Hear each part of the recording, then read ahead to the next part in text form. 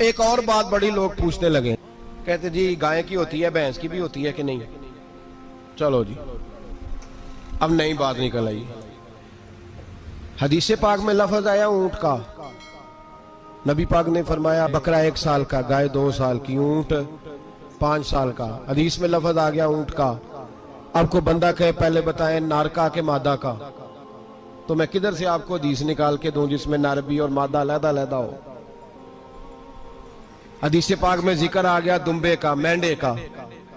अब बाकी जो सारे जाग रहे हैं ना, अब गौर फरमाए, बाकी एक बकरा है, एक चतरा है, एक दुम्बा है, एक देसी बकरा है, एक पहाड़ी बकरा है, तो लहदा लफ्ज कहां से निकाल के दिए जाए? ये सारी अनवा हैं, अकसाम है, नौ है।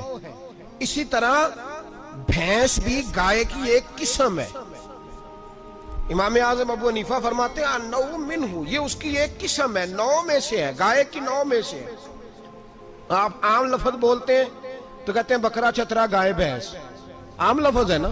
तो जब गाय कह दिया तो अब को बंदा कहे गाय आया तो पहले बताएं गाय तो है, तो इसमें बैल शामिल है कि नहीं? तो गाय की जितनी किस्में है ना, हमारे मुहद्दिसीन भैंस को गाय में शामिल करते हैं। भैंस गाय की एक किस्म है। तो नबी पाक सल्लल्लाहु अलैहि वसल्लम ने जब गाय का लफ्ज इस्तेमाल किया तो भैंस उसके अंदर आ गई।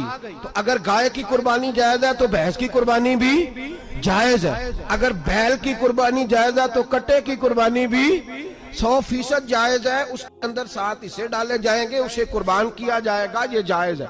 अगर आप सही लफ्ज निकाल के दिखाने को कहेंगे तो फिर तो बड़ी चीजों में लोग उलझ जाएंगे।